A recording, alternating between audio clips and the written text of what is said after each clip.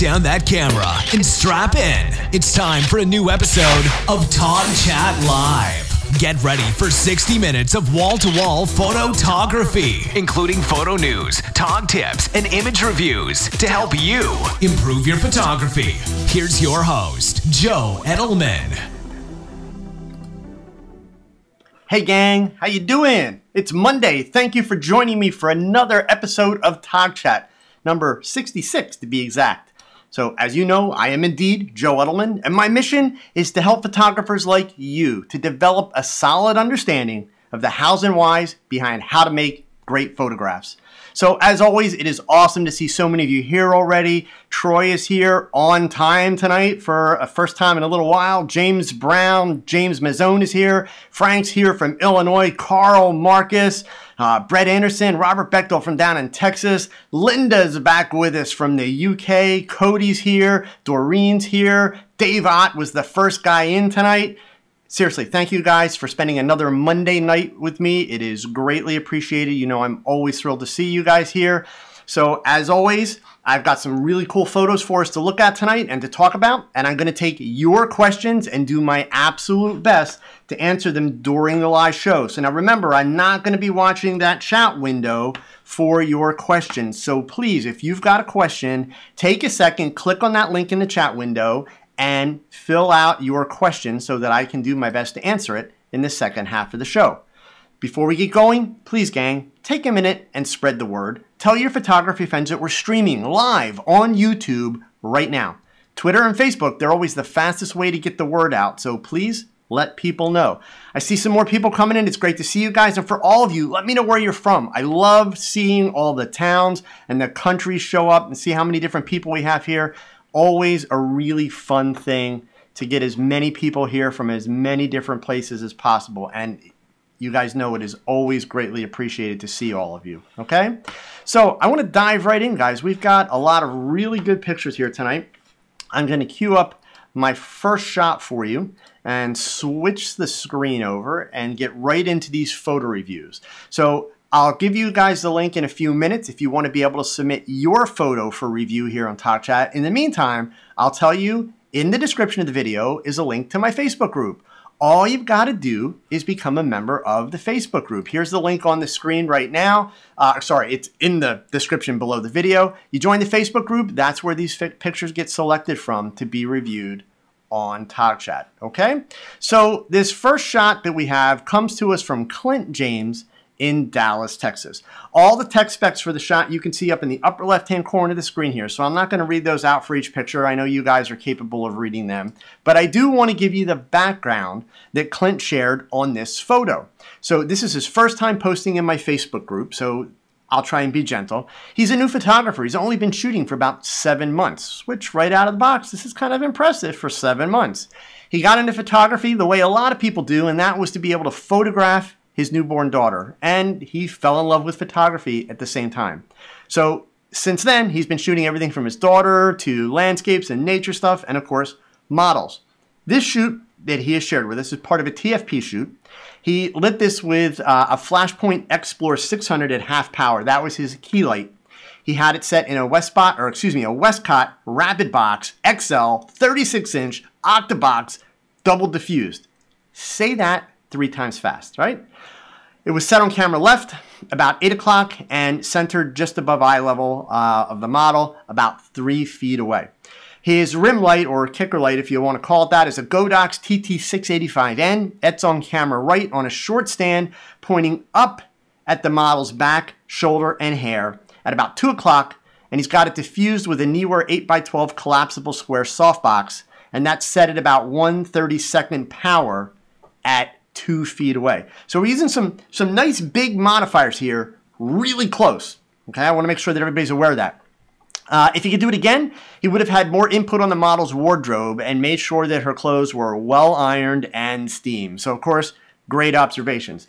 So, you know, right out of the box, Clint, let me just say that if you've just been at this for 7 or 8 months, congratulations, man. I mean, you're off to a very, very good start here. Yes, there are a bunch of little things that we can nitpick, but believe me, they're very minor. They're nitpicking. There are a couple lighting lessons that I can share with you here that did not cost you in this picture. But if you adapt what you did as a habit, it will cost you eventually. So I want to review that. So here's what I love about this picture. What I like is that it is not your kind of traditional portrait. It's relaxed, it's natural, it's real. It's not a perfect expression. It's what I call a flawed expression. But this is a scenario where flawed, it's not bad. Flawed makes it real. Flawed makes it engaging. It makes it interesting. Okay, so all of that, outstanding. This is the kind of picture that certainly this young lady will potentially want to use maybe for her social media. She's certainly going to want to share it off with friends. She might even want prints made from this. It certainly wouldn't be a shot that she would use for professional purposes, but for anything else, absolutely awesome. Your lighting theme conceptually here, very, very well done, Clint, but I want to point out two things about it. And these are those things that while they didn't hurt you here, they may hurt you in the future. I'm not sure that I would, as a habit, put my rim light below my subject aimed up. And the main reason for that is that you're really not getting the most impact out of that light that you possibly could. Certainly by aiming that light up, we're catching some rim here, we're catching a little bit on her face. Exactly how you're getting light on the top, I don't know. Consider that it was below, unless it's because your box is so big. That's a possibility. But generally with a rim, you're going to want it kind of centered at about the same height as where your key point of your subject is, or you want to be a little bit above. By doing that, what you're also going to get, if your subject's wearing a darker top, and even with this white top, you're going to get some highlighting on the tops of the shoulders, which really helps with separation when you're working with a dark background like this if your subject is wearing a darker top. So in this particular shot, no harm, no foul. Did not hurt at all, but do understand generally you're going to find more benefit by having that kicker high than having it low. The other thing that I wanted to point out to you, and this is something that I find a lot of photographers in my Facebook group do, which means I've got 5,000 people in my Facebook group that are routinely making this mistake, which means there are a lot more people making this mistake. And I may even be potentially responsible for teaching some people to do this. So my next video that's coming out this week, it is all about the inverse square law. Something that scares the hell out of people simply because it's a bunch of math and it's a bunch of physics and it's really hard to explain the science behind it and the math. So as usual, I'm going to do a video that kind of avoids the science. I mean, we have to touch on the science and the math, but really gets into kind of practical application and what this inverse square law is really about and how you use it and all that kind of stuff. So look for that this week. The reason I bring that up, Clint, is that you're working these big modifiers really close to your subject. And you're shooting wide open, so you don't have a lot of playroom here, okay? So understand that when you're working in a studio scenario, there's not a ton of benefit to shooting wide open. Now, if you're in a really small space and she's sitting right in front of this textured background, okay, shooting at a wider aperture helps you limit the depth of field so that you're not going to pick up the actual textures of the muslin, that kind of thing. But you're really not gaining a lot. So number one, you're risking things there. Number two, by having those modifiers so close, and especially with her wearing white and with her being slightly darker skin toned, you run the risk of having appendages like the shoulders be much brighter than the face. So for all of you, and I've said many times, the reason I said I may even be somewhat responsible for kind of promoting this idea, I tend to do what I call light close, meaning I bring my light modifiers in fairly close to my subject. But I am always very aware of the inverse square law and whether or not in any given situation it is going to have a negative impact on my shot by causing a shoulder or an arm or a hand to be brighter than the face, because I can't think of an instance where I want that to be the case. So just be aware of that. Make sure you watch the video when it comes out this week. Be aware of that so that it's something that you are making a conscious decision on, not just falling into kind of the habit of always setting your modifiers big and close. And then one more thing. Clint was very excited about his picture and very excited about the great response that he got in my group. So he went ahead and he shared his original file right out of the camera, and I want to share it with you guys because unfortunately, Clint, this is going to get you a little bit of a lecture, okay? So here's his original file. So the upside is, and there's big upside, the upside is this image required very little work in post. Well done, good for you, okay? Here's the bad side. You are not composing your images in the camera. That is sloppy and that is lazy. This young lady's eye, right here, is dead center in your frame. You didn't move your focus spot. So you shot this with a D750, which is a full frame camera, and you wasted a lot of pixels. In your original frame, her head is less than 1/3 of the entire frame. So all those pixels that you paid for, you're not using them. They're a waste. So you are sacrificing image quality when you do that. You've got to understand that, gang. And this is the perfect example. And believe me, Clint is not like some outlier here that's like, oh my God, why would he do that? Lots of you do that. You do not do composition in post-production. You do composition in the camera. You guys know that I have that video about the #1 rule for composition. It is not rule of thirds. That rule, fill the frame. That's the rule. So your composition in your final shot, Clint, is great, but there's absolutely no reason you could not have composed this shot in camera like this. And now her face is more than 1/3 of the frame. So you're using more pixels on her face. You've got more detail. You can make this image larger without any loss in quality. That's what you paid for.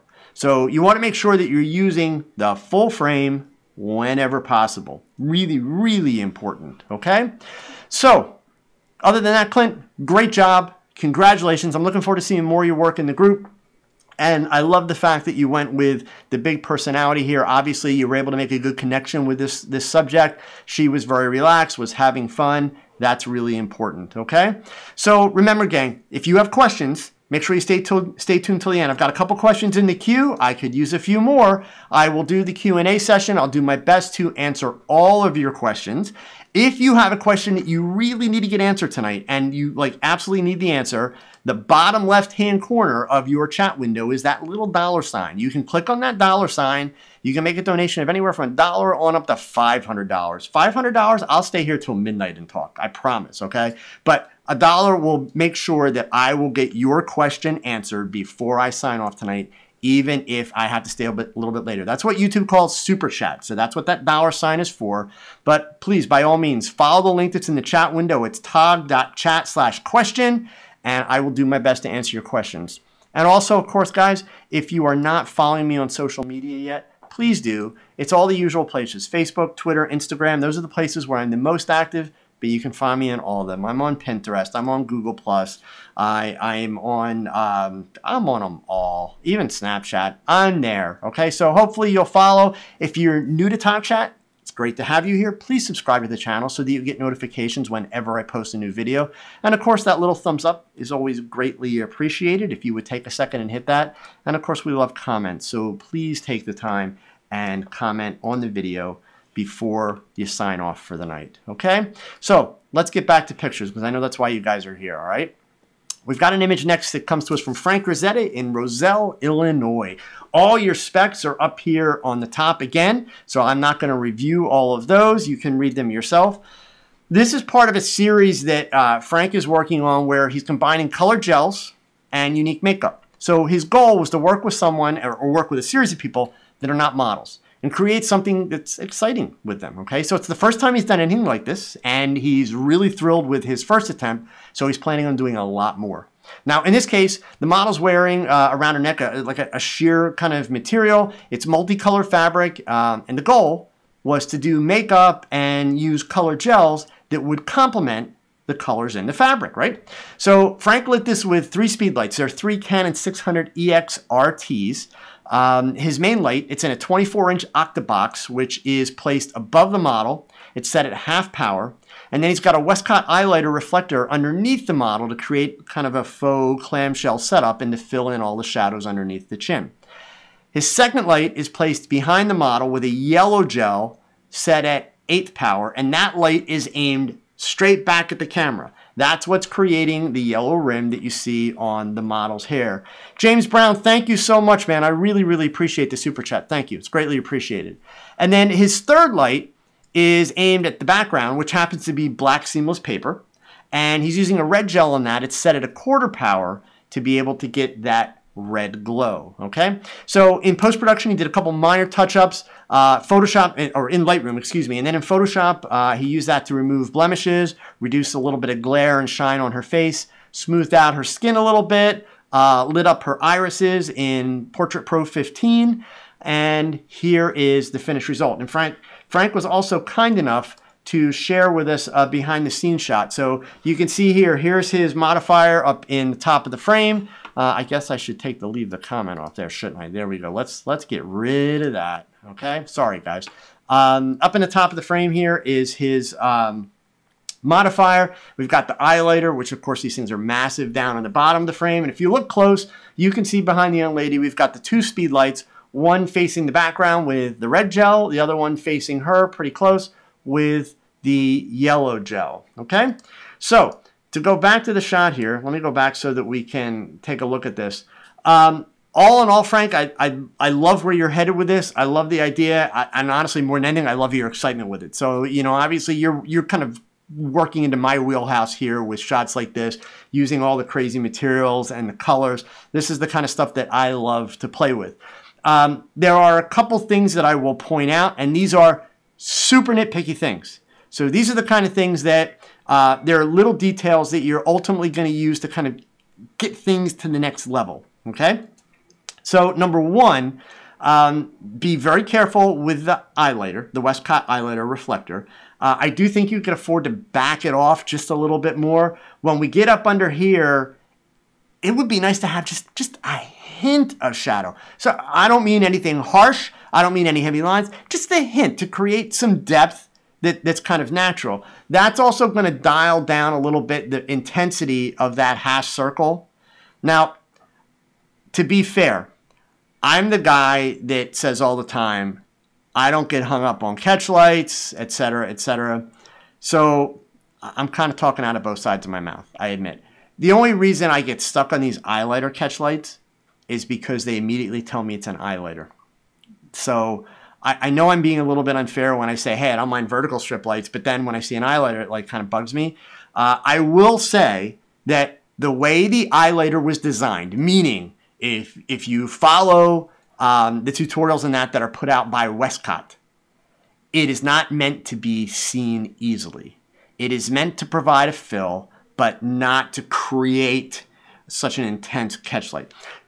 Given that this is kind of very artistic and it's crazy with colors and it's all that stuff, is it bad? No, no, no, no. Just my personal taste, I wish it was dialed down just a little bit. This is one of those scenarios where you're going to have some frizzy hair, obviously, when you're putting a light behind a subject like that. And actually, that's okay. I would even suggest that you might go ahead and frizz the hair out a little bit more.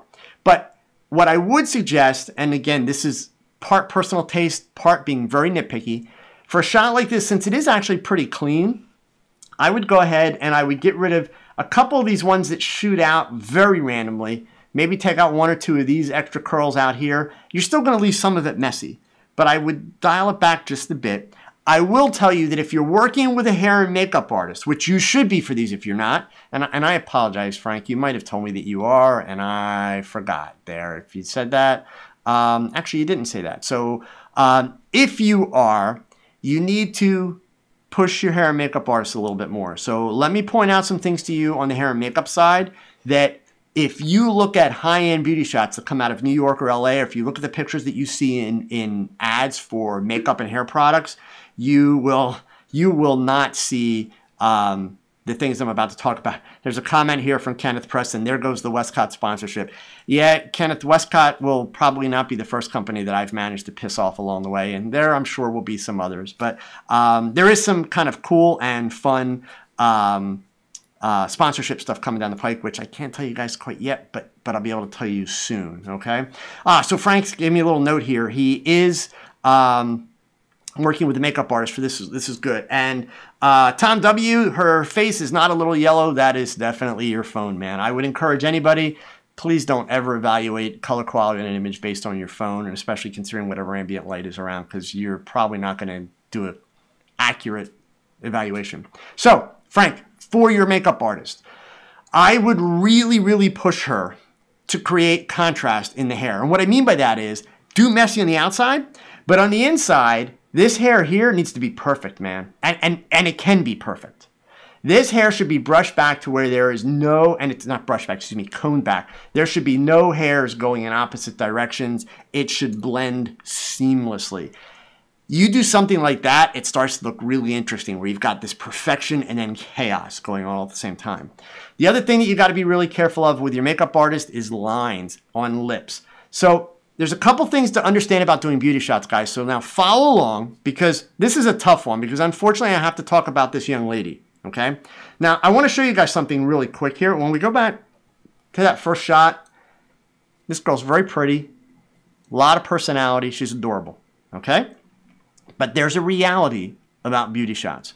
And there's an additional reality about photographing a person close up, straight on. So, Aunt Manathony, I know I got that name wrong, but I'm sorry. Thank you so much for the super chat. I really, really appreciate it. So not every face is ideal for doing beauty shots, period. There have been many beauty shots that I have done where I've had this great idea, or my makeup artist had this great idea, and we thought it would be great on a girl, and we do the makeup, we do the hair, we do the lighting, we get on the set, and we quickly realize this just doesn't work with her face. It might be that the makeup's too dramatic for her face, or that it's too simple, or that something with the colors. It can be any number of things. So it's not a matter of the model not being attractive, because flip side of that, I've worked with some people that you would take one look at them and say, yeah, you'd never see this person in a makeup ad.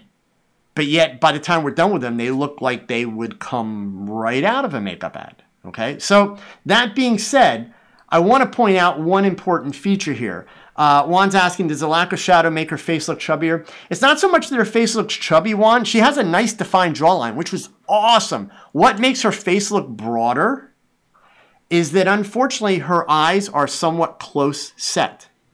Add to that the makeup artist created wings out here. Those wings push the eyes in. So you pretty much can't make the wings when you have a girl that's got close set eyes, or all you're doing is you're forcing her eyes together more because you're putting the color out here and it pushes in. So it's really not the best makeup choice for this young lady to really, really flatter her. Okay, because obviously, as we can see, when we go from the behind the scenes and we see what she really looks like to this, like, huge difference. But where I was starting at before also, Frank, was the lines. Be really careful. You see the corner of the lip here? See how that's smudged? So now, that's actually on you, Frank. It may have been your makeup artist being a little bit sloppy, and I have a feeling it partially was, but at the same time, if you weren't being really careful with your model, and or if your makeup artist didn't threaten your model, literally, she may have licked her mouth at some point, or, you know, done something that smudged it. It happens. Happens all the time. So that being said, though, in post, you've got to clean that up, because we go from the nice red to a smudged pink on the corner. It's just sloppy. The good part is it's an easy fix, so fix it, okay?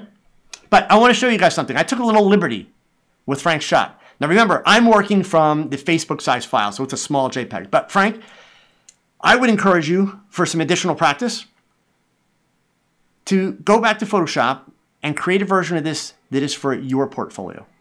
And what I mean is, the version that I'm recommending, you're not necessarily going to give to this young woman unless you discuss it with her, because she might be a little offended, okay? So watch closely, specifically her eyes and her mouth. I am going to separate her eyes a little bit more, puff up the lips. I did not fix the line on the corner of the mouth, okay? But I'm going to go back. So original version, eyes a little bit further apart, okay? Ant-Man Anthony. There we go. I'll remember that, Anthony. Thank you. Okay. So for your portfolio, Frank, I would encourage you to get the eyes further apart, and then you learn the lesson in the future. Don't do those wings with close set eyes. If you're going to go dead onto the camera, which I love to do, and I would shoot this young lady dead on in a heartbeat. Again, she's gorgeous. I would shoot her dead on in a heartbeat, but I would be very careful about the kind of makeup that I put on her face. So I wanted all of you to see this because this is a great example of how makeup changes the shape of a face. Also, if your makeup artist would have gone a little heavier on the contouring here, then you would have had a very dramatic looking face, really dramatic looking face. So it's kind of like she stopped short a little bit. I love what you're trying to do with blending the colors from the background and the material and the model, getting all that together.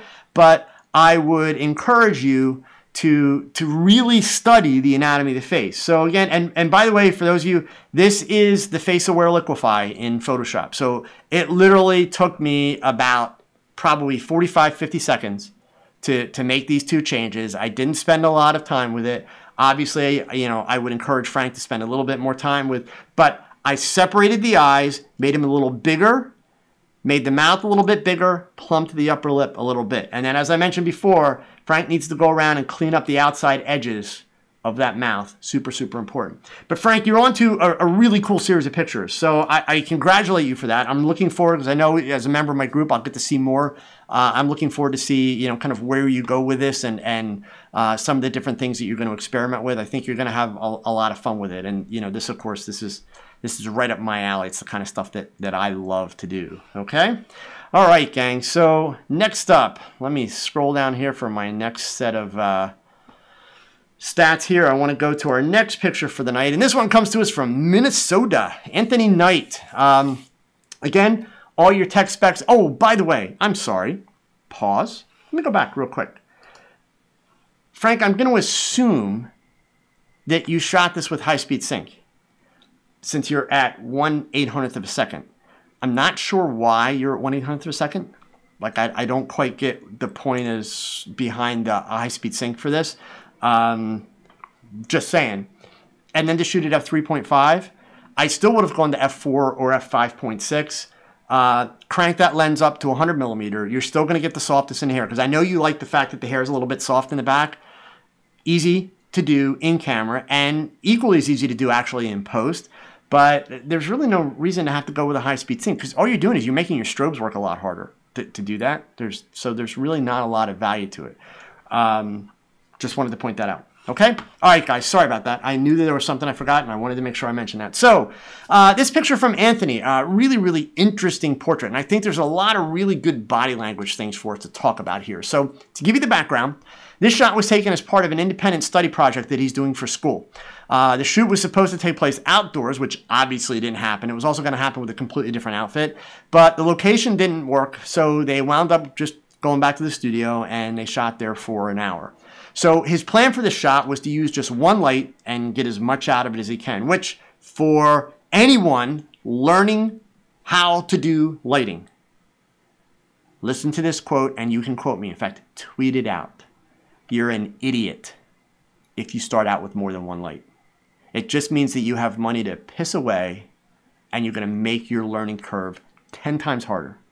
Start out with one light and grow from there. Do your research in advance. So, you know, seriously, gang, before you buy a speed light, before you buy a studio strobe, do your research, figure out, it's kind of your wish list. Figure out what gear do you want? What brand do you want to use? That way you know which direction you're going in. So you're not going to go out and make a purchase and then realize, oh, no, I want to use these instead. And now you've wasted the money on that purchase. You figure out what system you're going to use. Maybe you're going to use Godox. Maybe you're going to use something more basic and simple like IllumiPro, or you're going to go with alien bees like the Digibees, whatever. Figure out that system and then buy one. Learn how to use it, master it, then buy a second one, and so on, okay? Don't buy multiples. So in this case, Anthony lit this with a Rove Light 610 monolight. He had it in a Godox 37-inch octabox, and then a large round reflector on camera right for the fill. The octabox, of course, was on camera left. He wanted to light it soft, so he was experimenting with feathering the key light a whole lot, okay? And then working with the fill. So for those of you that don't know feathering, imagine this is the front of the softbox. So, you know, if you've got your softbox here, the assumption is you've got it aimed at your subject. Well, if you take that softbox and start to aim it forward, so the light's just starting to catch here, it really does change the quality of the light. Now, you notice I didn't say it made it better or made it worse. I said it changes the quality. Quality in this sense, not meaning a connotation or good or bad, just changes it. Depending on the mood that you want to look here after, you may like it, you may hate it. And then the same thing, you can actually go the opposite way, but then of course it's going to have an impact potentially on your background. So these are all things you have to be aware of, but also things that you should be experimenting with. And another part of the reason why you start with one light, and then you add some modifiers. Start with the basic shoot-through umbrella, then indeed go to a softbox or an octabox. Learn those inside out and backwards before you add the second light. I promise you, you will be much more, you'll be much better off in terms of learning lighting and doing better, okay? Yeah, Juan, you have to apologize in advance if you're a sucker for pro photos. So because pretty much anybody that buys a pro photo that's not doing high-end photography on a daily basis, they are a sucker. Sorry, I'm not saying it to be mean, but I'll take a Luma Pro or a Digibee any day over that pro photo, because the worst part of it is you don't need all that TTL crap on a strobe that's that powerful. You just don't. There was a time, to be fair to pro photo, because their strobes are incredibly well made. Another company that's not going to sponsor me, right? There was a time where pro photos were without a doubt top of the heap. And the reason they were top of the heap, though, so we're clear, it's because they had the purest light of any strobe on the market. And guess what? They still do. But here's the problem. With digital technology, it doesn't matter. It doesn't have the same implications that it did back in the film days, period. So that's why, you know, I can't, unless somebody is shooting really high-end work and making, you know, anywhere from $5,000 to $20,000 on a job, I don't know how you can justify pro photos other than the idea that you have a lot of money to throw away, period. Okay? So overall, back to our shot here. Anthony's very happy with the shot. His makeup artist and assistant did a great job. The model was amazing. If he could do it again, he would have a portable steamer for the sash that she is wearing, which we can't really see too much of the wrinkles in that there, but yeah, there are indeed some wrinkles. So a couple of things. My first impression, Anthony, I love where you're headed with this. Love it. It's one of those shots where the more I look at it, there are a bunch of little things that really start to kind of eat at me a little bit. Now, I'm being really, really picky, Anthony. So the fact that you're in school and a student and working on this stuff, man, this is awesome. If this is what you're doing in school, you're off to a great start, so keep going. But that being said, I'm not going to go easy on you. I'm going to be really picky to try and push you to the next level. So let's start with the overall tone and feel of the image. I do think it's a tad dark. Now, I want to be clear, that's also maybe a personal taste thing, right? So let's be fair right there. There are photographers that like to do stuff really dark, really moody. I personally am just not a fan of that super dark stuff. I'm not saying either that I would necessarily lighten the shot. So now you guys can't see my Lightroom controls over here, but I promise you what I'm about to drag is the shadow slider. So just so you see, and I can prove it's the shadows, that's all the way up at 100. So that's kind of extreme. But I would actually encourage you, bring your shadows up maybe just about 15 or 20, plus 15 or plus 20. And Anthony, by all means, just do me a favor and try it with your raw files. You may decide, and now I hate it, Edelman's wrong. And it's totally cool if you decide that. But I'd like you to try it. I think it makes a difference in the sense that it gives just a little bit more detail into her top and into the sash, which I realize the darker version, you don't see as much of that wrinkled sash, but I'm not going to lie to you. Most of the times, a sash on a woman's waist is not perfectly smooth. So the idea that it's got some wrinkles and creases to it doesn't bother me at all. If I was going to be really fussy about the wardrobe, I'd rather see solid colored dress, but it's great that it's on the bottom. In other words, her shirt's solid, so that's good. But have her pull the shirt down so it doesn't have the crease on top of the breast. That's the piece that I would worry about much more than the sash. So from there are two things, though, that, actually, I'm sorry, three, that I think would make a big improvement to this in the future. So I'm hoping, since you're in school, that this young lady is potentially also a student with you and someone that you can get back in front of your camera again. Because if you can, you need to get her in front of your camera often. She is gorgeous, okay? But there is a certain amount of tension to this shot, to her pose, and to her body language. And what I mean by that is, number one, this hand, her right hand, it's very stiff. It's placed. It does not look natural. Secondly, with the eyes looking into the corners of the pupil, much further off frame, we lose the impact of her eyes. She looks gorgeous. But if her nose, if you want her looking away, so I'm not saying you have to have her looking at the camera, but if you want her looking away, if her face was turned just a little bit more and the eyes were centered, the pupils were centered, much, much more impact. And then last but not least, the wrinkled forehead. You got to be really careful of that because that is a tension thing. That's a nervous thing, okay? For me, and maybe it's an old school kind of gentleman thing, but I see a young lady this pretty. I don't want to see tension and nerves. I want to see her relaxed. I want to see her confident. I want to see her happy. There are no rules when it comes to cropping, composition, etc. With this pose and this whole setup, I do wish I saw a little bit more of her head. I don't have a problem cutting off the top of her head. I just think it's really tight. Like if we look at the whole image, her face is like not even 1/10 of the image. And it's not like there's a whole lot going on in the rest of the shot. So I wish her face was a little bit bigger. I wish there was more for me to look at in terms of her and how pretty she is, because she's really pretty. Okay? But seriously, you're off to a great start, man. Really good work. Okay? All right, I want to move on here. I got two more. I want to get them in so we can get to questions. Fourth one tonight comes to us from New South Wales.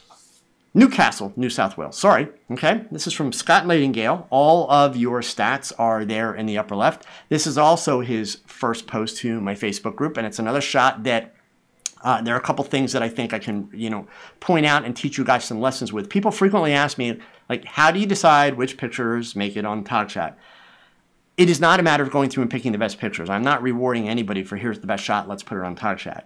I am picking pictures that I feel that I can teach all of you a lesson with and point something out that maybe you're not aware of or you're not thinking about. So that's why sometimes the images are like super high end and other times the images look like they may be done by a rank amateur that just got started. There's nothing to do with what's the quality of the image. It's got to do with what's the learning that we can take away from the image. That's what I'm working with, okay? So to give you the background on Scott's shot here, this is also his first post to the group, so he's a newbie. He shot this in his small home studio after he got his new 9-foot wide background and he wanted to try it out, so congratulations, Scott. This was lit with a Yangwano, a YN563, which is a speed light on camera right in a 60 centimeter softbox and a white reflector on camera left so that he could add a little bit of fill. Okay, he's also got a speed light directly behind the model with a homemade snoot on it that is creating that little glow kind of vignette look on the background. If you could do it again, he'd like to experiment with some gels and try and create some maybe interesting colors and styles.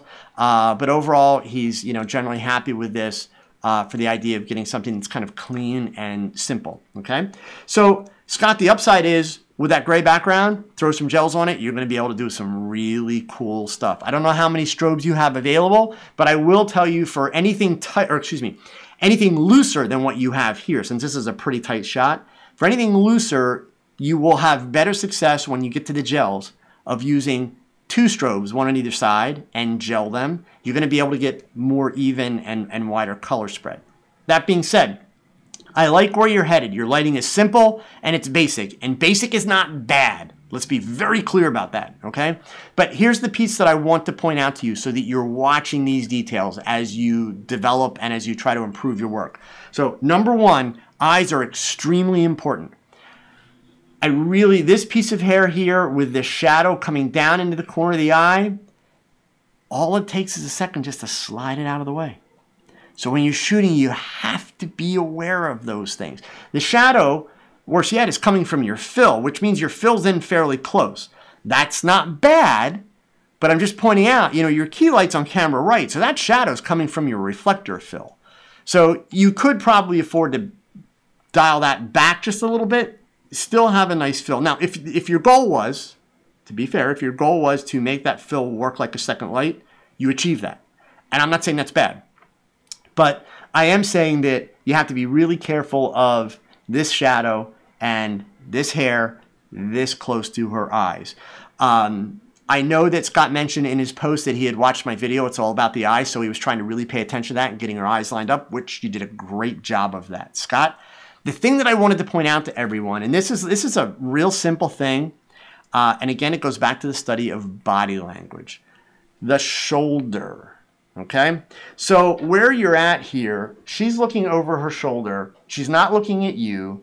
And it's kind of here. Let me get a little more to the same angle. And the shoulder's up, and it's, you know, kind of blocking part of her face, okay? So generally when somebody does this, it's meant to be kind of sexy and seductive, but that also means they're going to look at you. And there's a tease and an interaction going on. When it's done off to the side like this, the fact that her chin is tucked and in, it makes me feel like she is protecting herself. The body language says that she is trying to hide. She's trying to avoid something.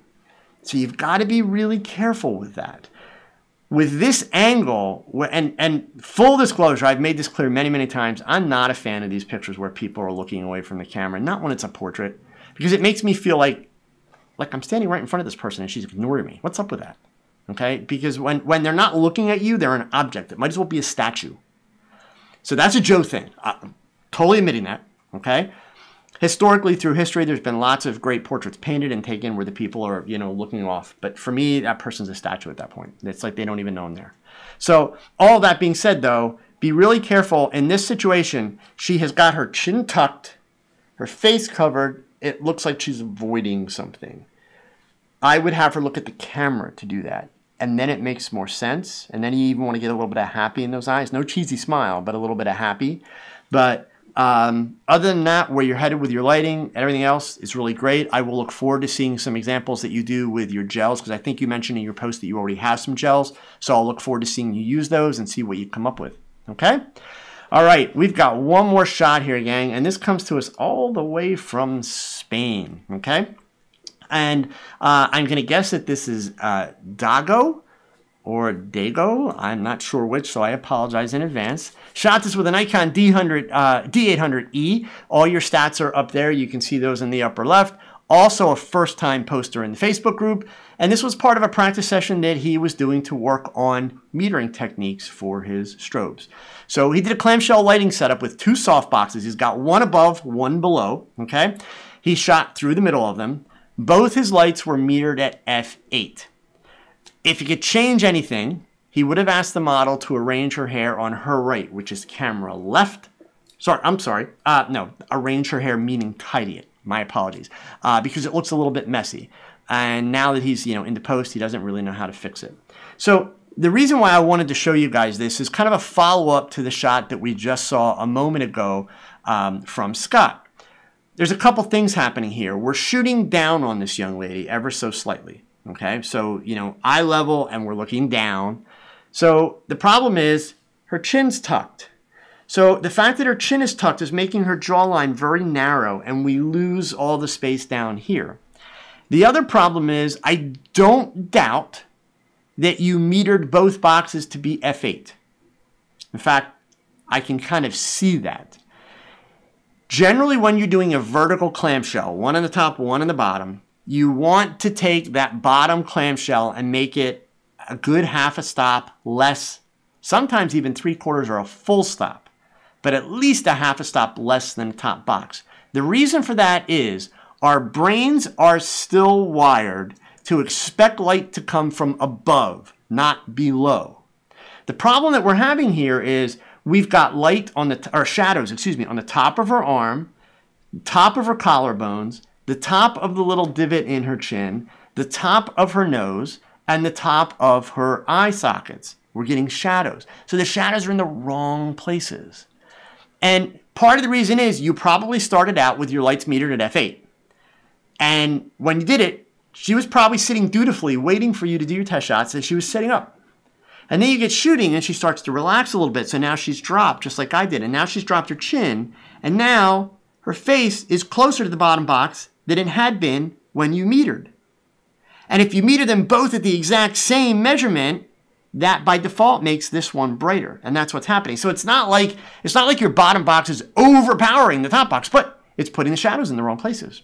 So you've got three things going on here that I'm going to challenge you to continue to practice with and to continue to work on, because I love where you're headed. And same as I said with several other subjects tonight, if you have the ability to get this young lady back in front of your camera, you should do that. She's very pretty. So number one, Watch that chin. All you need to do, if you can still shoot down on her, nothing wrong with that. Have her take her chin and push it forward just ever so slightly. It seems like such a small thing, but all of you, try it. Have someone sit in front of you, put your short to medium length telephoto on, because remember, we're talking portraits. Look down at them, let them hold their chin, naturally, or even tell them to tuck it first. And then watch through your viewfinder while you tell them to push that chin forward a little bit. And suddenly you're going to understand, like, wow, what a difference it makes in the jawline. Because it brings the jaw back. They don't need to lift the chin. No. They can still be looking down a little bit so they're coming up through the eyes to get the nice big eye, or up through the eyebrows to get the nice big eyes. All that's fine, but push that chin forward. Second thing is, make sure that you are setting that bottom softbox up to be at least a half a stop, maybe even a stop less. You still want just a hint of a subtle shadow on the bottom. You definitely don't want it to be dark, nothing crazy, but you want to be getting rid of the top shadows. You want the shadows in the bottoms of things, not the tops of things. And also understand that if you're going to have your subject sit like this and put an arm in front, this arm right here is going to be a lot closer to that bottom box. So you got to be really careful doing that vertical clamshell. You might want to consider taking the bottom box and moving it further away, which means you're going to have to dial it up a little bit. That's where the inverse square law comes in. So make sure you watch the video that's coming out this week. Even though you've metered it to f8, you put that arm there, this elbow is not going to be at f8. It's going to be brighter than f8. So if you back the box up, you can still do the vertical clamshell, and you're going to get the same meter reading on the elbow as you will on her face. So that's important to understand. Make sure you're experimenting with that. And then the last thing is, I would just encourage you, honestly, to crop a little bit tighter. The fact that I'm seeing her arm down here and her leg, it doesn't make any sense. Like, it serves no purpose in this shot. I would actually encourage you to crop it so that I'm coming in right somewhere just below where her elbow crease is, right here. I don't need to see this part of her side because it's actually a distraction. If she were standing up and we were making more of a fashion statement with if we're making more of a fashion statement with the dress, then it would make sense to see that cutout.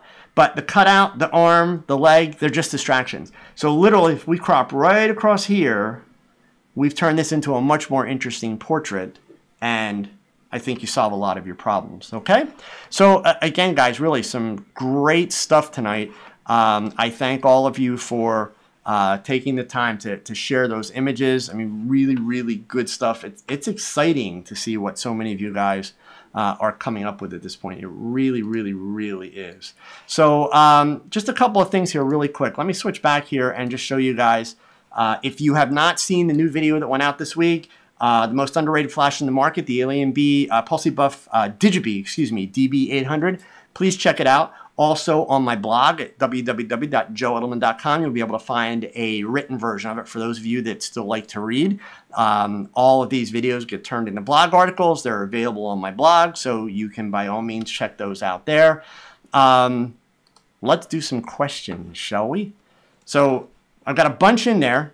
The link's been going through the chat window here, guys, so if you've got questions, by all means, now's the time. Get them in there. You can do it at tog.chat/question. Okay, and I will do my best to answer them for you. So the first question we have here comes from Tim Martin, who's also a member of my Facebook group. He wants to know, is it important for a photographer to be up on the latest fashion trends when photographing people? He submitted a photo last week in the Facebook group, and some of the feedback he received was with regards to what the person photographed was wearing. So let me give this a little bit more context for those of you that are watching here on TogChat and who are either not a member of my Facebook group, which I don't know why you're not, or maybe you just didn't see this photo. So this was a photo that Tim did from a senior portrait session. He's in the Midwest, by the way. It's worth noting, I believe Iowa, if I'm not mistaken. And the young man in the photograph is wearing a denim jacket. And the collar's up, but it's kind of up like in an uneven way, okay? So a few people, in fact, someone from Romania or Bulgaria, one of those Eastern European countries, made a comment about denim jackets being completely out of style. Well, in Europe, yeah. In Iowa, not so much. They're still very much in style. So Is it important to be up on the latest fashion trends, etc. when photographing people? Sure, if you're a fashion photographer, it's crucially important. If you're not a fashion photographer, it depends on what you're photographing. So in this particular case, Tim was talking about doing a senior portrait session, which means you are photographing this person. It's their set of pictures. So if this kid always wears a denim jacket, then it's completely appropriate for him to be wearing a denim jacket.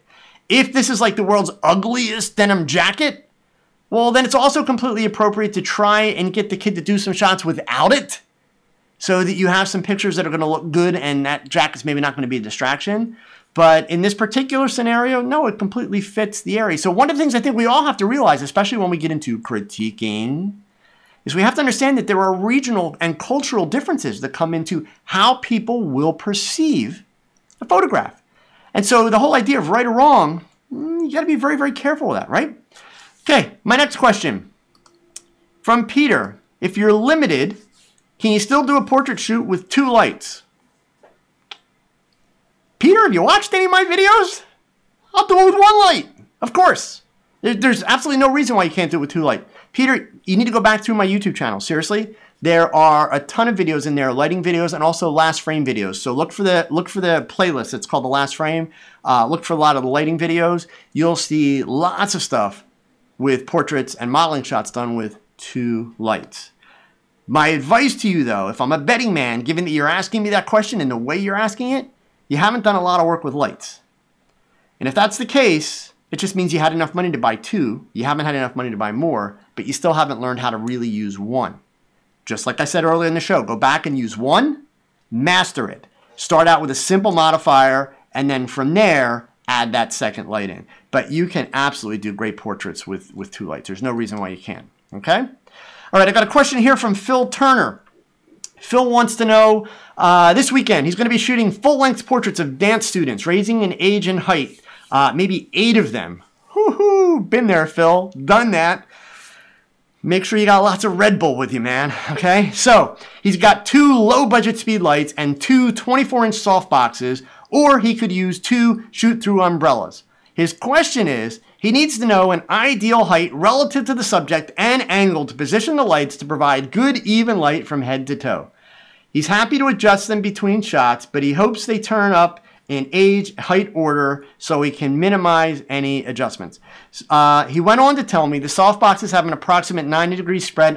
Yeah, that's not really. So I'm not even going to read that part. What he wants to know is if he uses a softbox, should he aim it like at the waist of the person? The idea that, 50% is up, 50% is down, or should he aim it somewhere else? The background is a white wall and the floor is polished wood, so it may bounce some light back up. He's going to shoot with a Canon 70D. So that being said, he also has Canon speedlights that are ETTL. So first piece of advice, Phil, screw the ETTL. That's just going to cause you all kind of problems. You're going to in a situation where you really don't need to change your lights all day. You do not have to adjust your lights from the little kids to the big kids if you set the lights properly. So given that you're going to be in a dance studio, I'm going to assume that you've got enough space to do this properly. I'm going to assume that you haven't allowed the owner of the dance studio to create a situation where you're working in a really tight space where she teaches classes and continues to make money, because then you're just asking yourself to get screwed over here. You need to have space. You're going to use the inverse square law. If you have your lights really close to your subjects, then you're going to need to adjust the height of the light depending on the height of your subject. If you set those lights at about 6 feet tall and back them up a good 10 to 15 feet from your subjects, use the shoot-through umbrellas, 1 on each side, 45 degrees of the camera, boom, you'll be good to go to shoot these kids without having to change, period. If you've never done anything like this before, that is the simplest and the easiest way for you to get clean, even light for the whole day without having to mess around with your exposures. You also need to make sure that you put a mark on the floor where you want your subject and a mark on the floor where you're going to shoot some from. Do not move from that spot. Tape your lens down as far as the aperture. Nothing changes. Work with that for the full day. Do your manual tests in the morning. Do not change it.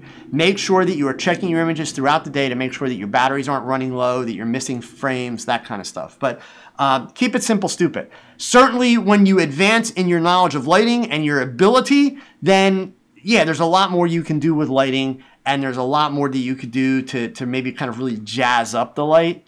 But it sounds like this is the first time you're doing something like this, and it sounds like you're not super well versed with your lights yet. Keep it simple, stupid, man. You got 80 people that you are potentially going to sell pictures to. You do not want to blow this by trying to get fancy and then things not work out because you're feeling overwhelmed. So you get those lights 10 to 15 feet from your subject, 6 feet high, shoot through umbrella, you're good to go. 45-degree angles from your camera. You'll have nice, easy light. In fact, you'll probably be able to get away without having to worry about shadows in the background. If you can keep your subject maybe 10 feet off the background, those two lights at 45 degrees, at that distance, they'll dissipate the shadows in the back. The background will just be a little darker than the subject, but it will not be black. So that would be my recommendation for you, okay? Adam's got a question here. How would you go about answering a simple question to potential clients? That question is, how much do you charge? Frequently when people ask me that, I say, how much can you afford? Obviously, that's a joke. He has noticed that when he gives people the answer, it depends on what you're interested in, and gives them package prices, they seem to turn around and don't even talk back. He had 3 people do that within 2 months. He's done a few TFP sessions, and he's just starting to charge. I reviewed his picture of a beauty shot with a girl with a tattoo on her arm and the blue background. Okay, so that was like a week or 2 ago. We looked at Adam's picture. He doesn't charge high prices, but he thinks those people just wanted to do it for free. Should he lower his already low prices? He would do it for less than a minimum national wage then, for a couple of sessions, and then rise them later. So first of all, Adam, I don't mean this to sound like a jerk, but time to give you some tough love. Stop being a wimp, man, okay? Number one, you don't lower your prices. You're admitting to me that you're already shooting for lesser than what you should be.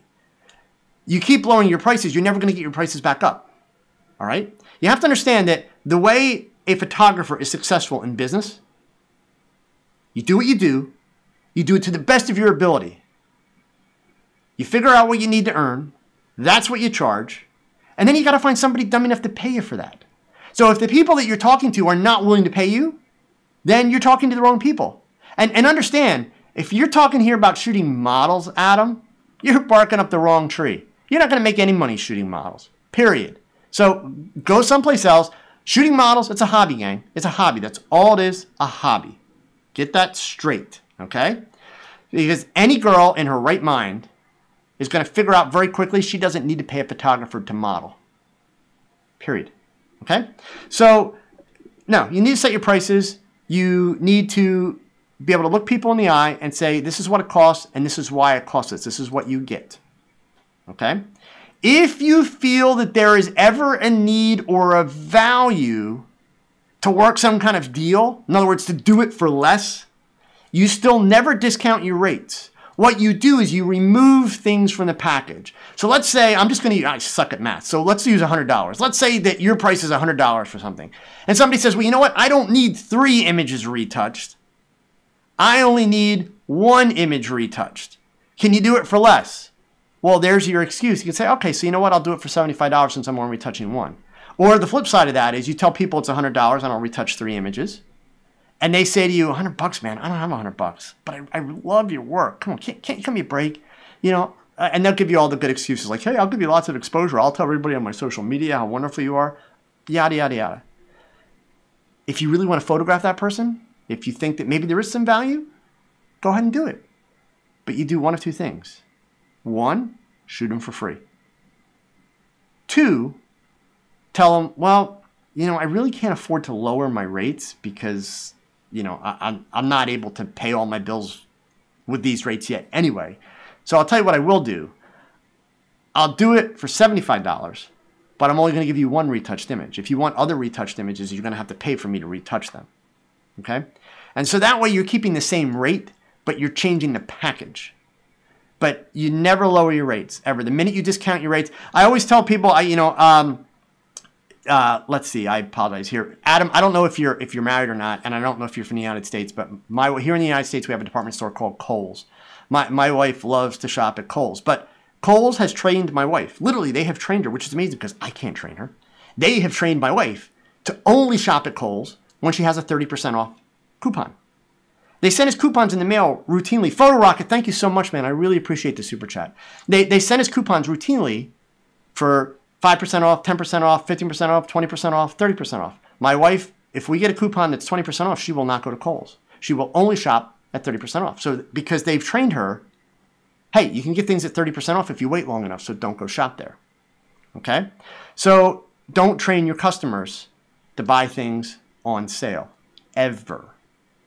Negotiate around that. But it all starts, honestly, with being able to look people in the eyes and say, this is what it costs, this is what I'm worth, and tell them why. Okay? That's really, really important. All right. So a picture here from Carl. Joe, I'm new to taking people photos. I have a hard time after shooting about 150 to 200 photos of a person to come up with new shots. Is this something that comes with time, or is there something that you can do to help me, or something that you can do to help you shoot more and different ideas on the same shoot? Well, so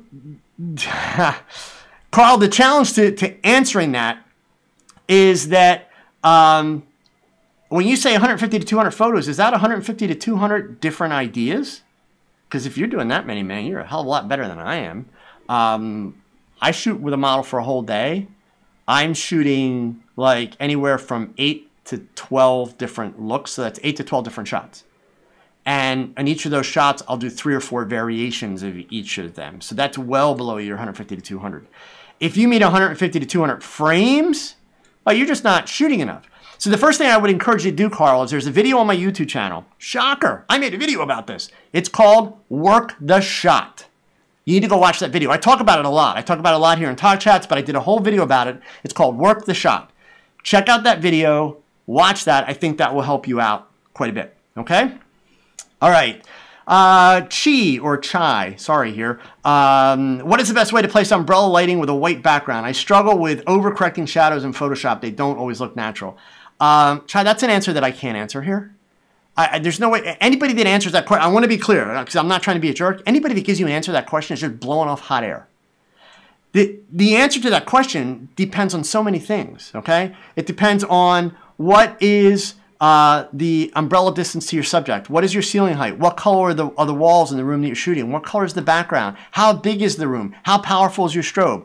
There's so many different things. So if you're using an umbrella and you're getting a shadow, where's the shadow coming from? Is the shadow on the background or is the shadow on your subject?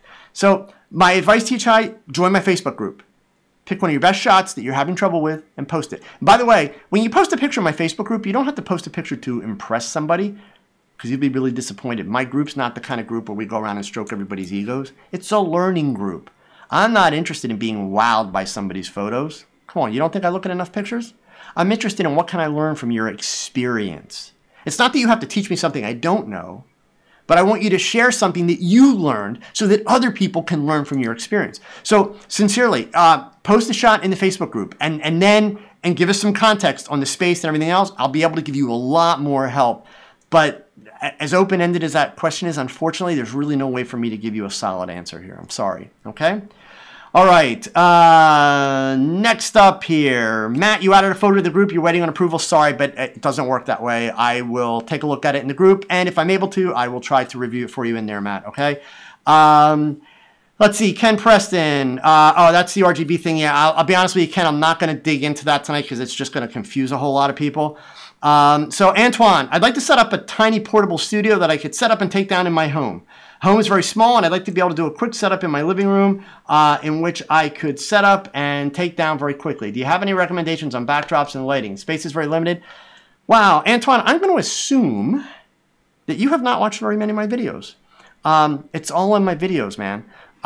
In my videos, you will find links to videos that are about backgrounds, background holders, all that kind of stuff is in there. So seriously, man, go and watch the videos, and you'll get all of that information. You should catch up on my channel because unfortunately, what you haven't given me is you haven't given me the size of your space or any of that kind of stuff. In fact, here, let me switch the screen over here really quick. I'm going to get back to YouTube just to give you an idea of some of the videos that you might want to watch.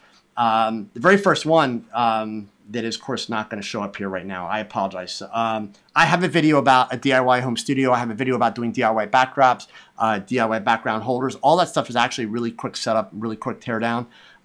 Spend some time on the channel. I want to be able to make sure that I can answer stuff here for people where the answers aren't already available, okay? So I'll do 2 more here, gang, and then we got to call it a night, okay? So Stefan wants to know, should you get a set of 2 Digibee 800s or 1 Digibee DB800 and 1 Einstein E640? Again, Stefan, guys, I'm not trying to be like mean to anybody here, but you guys must all think that I can like read your minds or that I can see you. How can I answer that question, Stefan? If I answer that question, I am just like pulling a bunch of hot air out of my butt. Okay? I don't know what you're shooting. I don't know what kind of what kind of space you're shooting in. I don't know what kind of pictures you like to take. Are you shooting water drops? Get the Einstein. Do you need to go outside and overpower the sun? I hate to tell you, both strobes will do it, but most people feel more confident with the Einstein. I mean, it depends on what your needs are. The Einstein's not going to do you squat worth of good if you want an LED light for a modeling light. Then you're going to have, if you buy one of each, you're going to have an LED daylight balanced modeling light on the Digibee, and then you're going to have a tungsten balanced modeling light that's nowhere near as bright on the Einstein. So, you know, that's the kind of stuff that you got to factor in here, guys. So, you know, when you have questions like that, that's the kind of stuff you got to, you know, you got to give a little bit more context. Otherwise, there's really no way for people to help you. And I know, believe me, guys, I don't live under a rock. I see people post these kind of questions on Facebook all the time in the groups. I get these kind of questions in my comments on my YouTube channel. You know, I go out of my way to try and help you folks, but I won't answer questions that are just going to give you a bunch of hot air opinions, because I have 7 Digibees, Stefan. So what do you think my answer is going to be? Why would I pick an Einstein when I have 7 Digibees, right? But I don't need an Einstein. I have no use for it. So I don't know what your needs are, okay? So Sebastian says, when you say retouched, this is going to be my last question for the night here, gang. When you say retouched, do you mean something like developed in Lightroom or edited in Photoshop? Great question. So this is the never-ending, like, trying to get everybody on the same page quest, because we're never going to get everybody on the same page. But let's be clear, based on the dictionary definitions, okay? Editing is the process of culling. Editing is the process of saying, I have 150 frames. I'm going to sort through them, and I'm going to pick these 3. That is editing. Post-processing is what you do in the developed panel of Lightroom. Post-processing is what you do in Camera Raw. Post-processing is what you do in Capture One. Post-processing is what you do in Photoshop. That's where you are color correcting, light balancing, retouching, manipulating, liquefying, compositing. That's post-processing. So when I say retouched, I mean, basically, I'm referring to a person, number one. In theory, you could retouch a landscape or an architectural shot, sure. But for me, I'm talking about a person. And I'm talking about the idea of removing blemishes, removing flyaway hairs, just like I did on Frank's shot earlier, maybe moving her eyes further apart, making her mouth bigger. That is retouching. So that's what that would involve. Okay? All right, gang, really, really good questions tonight. So I appreciate all of you for hanging out here tonight. Just a couple quick things, guys. If you say so. If you are not familiar, Siri's talking to me on my phone, look at that. If you are not familiar with my Patreon, please take a second and check it out. If you have a couple spare bucks, and I say a couple spare bucks, you can do this for $12 a year, $1 per month. You can be a supporter on Patreon. And what that gets you, it gets you access to information that is not posted on YouTube, not posted in the Facebook group. It also gets you access to my Friday night Zoom chats, where you are able to join myself and other patrons one-on-one, live, by video. Your video camera, my video camera, microphones, we talk, all that kind of stuff. So a lot of cool stuff on Patreon. There's some videos up there that you can't get on YouTube. There'll be more coming, etc. So please check it out. But anyway it goes, guys, as I've mentioned before, please take a second, follow me on social media. Please hit that thumbs up. It would be greatly appreciated, okay? So it is time for me to wrap up for the evening. I will be back here again next Monday night. with another episode of TogChat. There will be a video coming out this week about the inverse square law. Please check that out. But whatever you do, guys, get off of YouTube for a while. Take a break from Facebook. Pick up those cameras this week and go out and take pictures, right? And of course, the other thing, whatever you do, please remember these words. Thanks for watching another live episode of TogChat.